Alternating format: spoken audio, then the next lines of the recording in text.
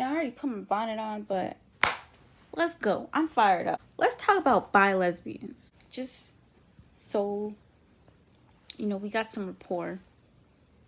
I am, what am I? I really don't like to label my gender. I'm gonna go with genderqueer today. I go by they, them pronouns, and I identify as a lesbian. Some people would have some problems with that. I don't know why. It's not their business. It has nothing to do with them at all. It's not like I'm out here saying lesbians shouldn't exist. It's not that I'm out here saying bisexual people shouldn't exist. I mean, I'm not a bi lesbian, but I am an Enby lesbian, a non-binary lesbian. There's some lesbians out here that really say I shouldn't exist. Well, like, I'm right here. You see how silly y'all sound? Y'all know gender and sexuality is a social construct, right? I don't know if you guys need to get into your Foucault bag and read History of Sexuality about the entire purpose of sexuality, to police gender and sexual expectations in order to regulate citizenship, essentially. Gender and sexuality has a lot to do with the way that we decide who is a citizen, who deserves rights in whatever nation. And this is a history that only goes back to the 18th century, bro. There were centuries and centuries and centuries of nebulous gender and sexuality. Centuries of nebulous gender and sexuality. Based on that history of sexuality and gender being used as a tool to regulate citizenship and rights and, just treating people like people, I just want to get into the mindset. What does it do for you to get up on the internet and say that bi lesbians shouldn't exist?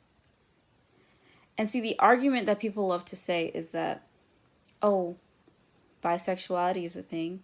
If you're bisexual and you have a preference for women, just say that. Why? What if you're sexually attracted to any gender and you have a preference for women and you will never date a man ever? You're telling me that if I never date a man, I still have to label myself as bisexual, even though I know I will never get with a man? That's what you're telling me? What good does that do? You're telling me on dating apps I have to put bisexual because your perception of my sexual attraction, which one, you'll never have a complete understanding of because it's my sexual attraction. You're telling me that I have to put a label that doesn't apply to me to placate you? Otherwise, it's erasure? But how is it erasure if it doesn't apply to me? Yeah, I'm a non-binary lesbian. Why? I don't need to explain shit to you.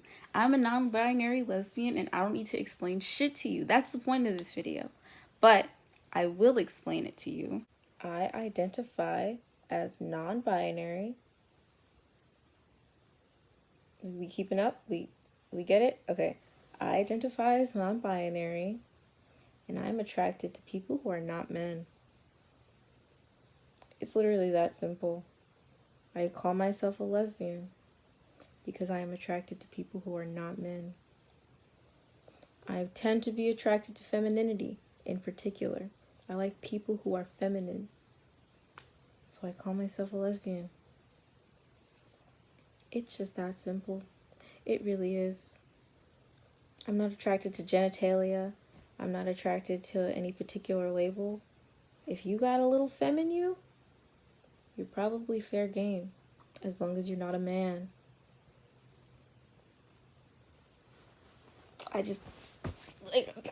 Do you need anything else? I don't know. I just will never understand the impetus to get on the internet and deny someone else of their experience. It's like, were you there? Are you me? Are you me? Wait. Are you me? Wait, hold up a second. That's kind of game changer. I don't have any theory for that. I don't have any gender and sexuality studies readings for that. I don't know, pal, but no, you're not. Like, you're not. So if I say my experience is a certain thing, you can't come tell me it's not. You see how you guys sound? Like, I'm trying to just illustrate how you guys sound. Like, every time I read it, it just makes me angry. And then y'all talk about this erasure. This goddamn erasure. Like, one, nobody should have taught y'all the word erasure, because it's the misuse for me. What institutional power do bi lesbians have to erase the power, the very institutional power that a lot of lesbians and bisexual people have today? Where is it? Is there a bi-lesbian organization anywhere? Are there bi-lesbians just all over the academy right now? Are there bi-lesbians in office? Are there bi-lesbian, like, what are bi-lesbians doing to you tangibly, materially? Because I feel like a lot of the times the white LGBT community likes to claim an oppression that doesn't exist. I'm sorry. Where is the erasure, baby? Are bi-lesbians denying you healthcare? Are bi-lesbians saying that lesbians shouldn't exist? Oh, but what are lesbians doing? Oh, let's think about the institutional power of lesbians. Let's think about all of the famous white lesbians that exist. All of the white lesbians that get up on Twitter who have millions or hundreds of thousands of followers and get up online and say that bi-lesbians shouldn't exist. That doesn't register as erasure. But your definition of erasure is that that bi-lesbians are not conforming to the dictionary definition of bisexuality and lesbianism. Therefore, they shouldn't exist. That's where you're claiming linguistic oppression. Don't get me wrong, linguistic oppression is real, but like, what is the discourse? Tell me, what is the discourse online around bi-lesbians? If you're going to claim linguistic oppression,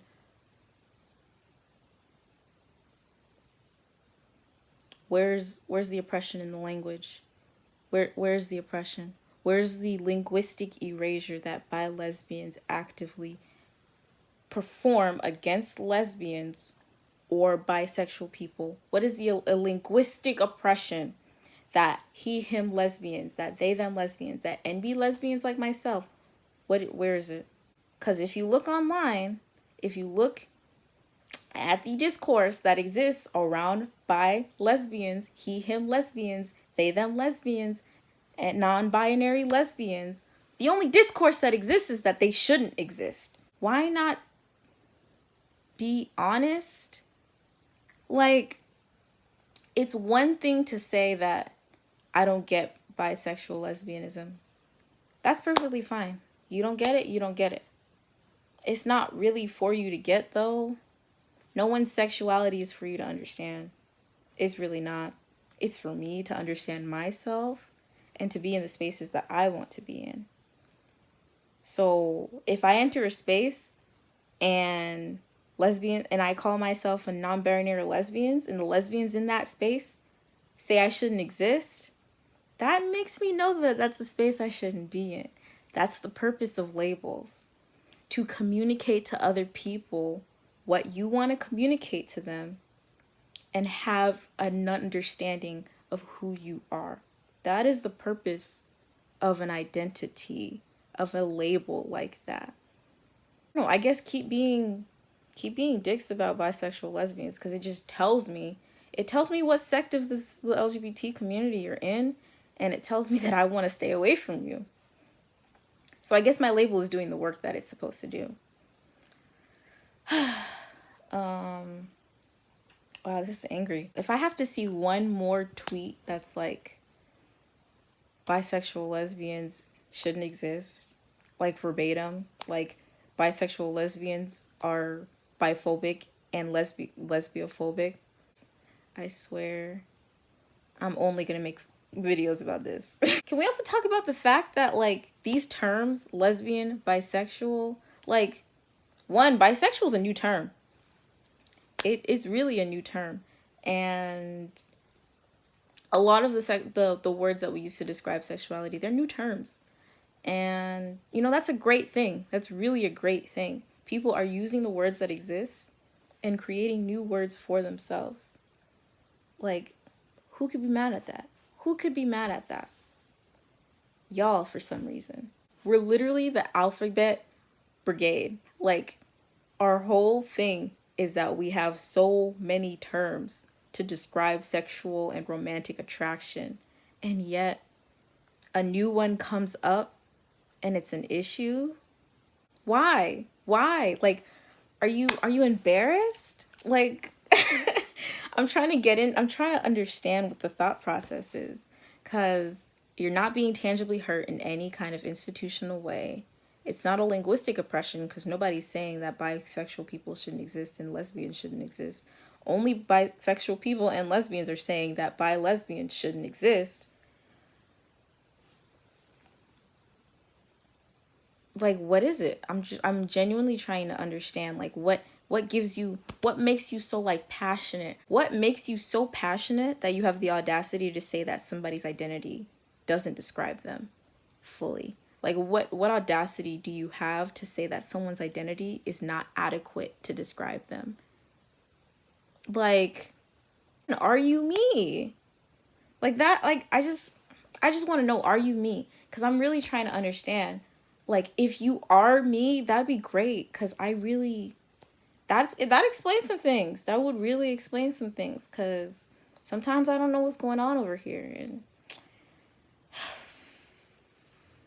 but that's dissociation. But can we also talk about the fact that, like, words like gay and lesbian for decades have been used as umbrella terms, and now we have lesbians deputizing themselves. I use that purposefully because I think a function of whiteness is to self-deputize. That's a whole video. Look it up. Look up the development of slavery, like between the 1640s and the 1680s. How whiteness became a position of self-deputizing, of, like, being given power to say that other people shouldn't exist. That's literally, that's a function of whiteness. So if you want to go there, we can go there in a different video. But, like, it's just so crazy to me how in this movement of, like, proliferations of sexuality and more people are gay than ever. I don't know. I think a lot of y'all just don't know your history.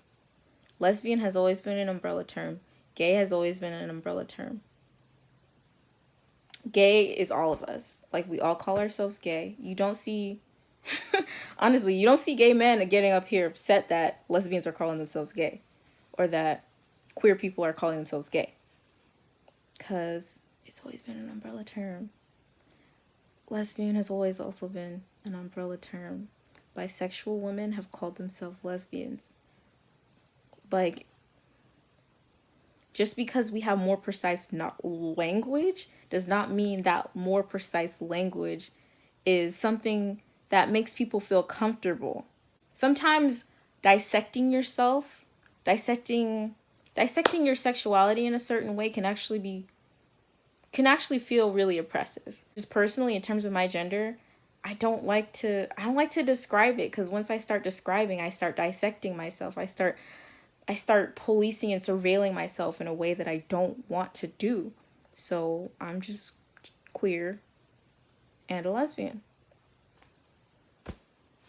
I go by they, them pronouns. I'm queer and I'm a lesbian. One thing that the proliferation of these sexual identities has caused is, like, people micro-analyzing themselves for identities. And, like, if that makes you comfortable, that's great. But if it makes you feel like you're surveilling yourself, like it does me, then it's not. As of the modern era, yes, sexuality, these labels, they are used to form community around the people who have been denigrated by these laws. We had whole centuries, bro, of nebulous sexuality and gender. nebulous. People were just having sex with whoever they wanted to have sex with and calling themselves whatever. In a lot of ways, I feel like this micro-policing, is that what I'm going to call it? Micro-policing of sexual identities? I like that. I like that. Get in your academic bag, girl. I like that. This micro-policing of sexual identities, it feels more oppressive than literally just not giving a fuck. If we want to keep it buck, the whole point of Pride is liberation from oppressive, gendered, and sexual policing that causes violence against non-conforming bodies. That's the point of Pride. That's the point of LGBT community. Liberation from violence, from violent language, from violent policing, from violent hospitals, from violent society in general, society at large. So when you come in here saying someone shouldn't exist, and then you're claiming that you're saying it because of Erasure, how do you not see the very real violent language you're using against an entire person simply because they are describing their gendered and sexual experiences to you? That don't sound that. If 2 + 2 is 4, then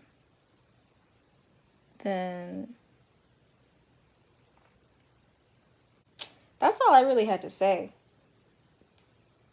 I think a lot of y'all have pride for policing. Y'all have pride in your ability to police your community. And that's kind of, it's not for me. As a black queer, I'm kind of ACAB. I guess if you want, you could do that over there. But as for me, I will be calling myself a they, them lesbian. And I don't care what you think about it. And if you feel some kind of way about it, I will stay away from you. You see how that reciprocal relationship, you can stay over there and you don't have to stay over there and say I shouldn't exist. Like, that's something you don't have to do. If you don't agree with someone's labels, you don't have to say anything about it. You really don't. You can just be over there and I will be over here. And that's coexisting. That's coexisting. You don't have to understand someone to think they deserve respect. You don't need to understand someone to think that they should exist. Crazy, right? I don't know. That's just my definition. That's my understanding of what liberation entails. Not needing to understand people to think that they can make their own life decisions and that be okay because it doesn't encroach upon your decisions. That's my definition of pride. So, yeah, y'all make my head hurt. Y'all make my head hurt. What was this video about? Liberation. Okay, bye. I feel like I shouldn't have to explain this, but this argument doesn't apply to pedophiles. And I'm just going to explain it. Pedophiles hurt children. Him, lesbians don't hurt anyone. They, them, lesbians don't hurt anyone. Bi, lesbians don't hurt anyone. That's a difference. Okay, bye. And the video. If you don't like my video, go away. Like, I don't. But if you did like the video, you should subscribe to my channel. Yeah. You like that remix? It's the remix. Do a job.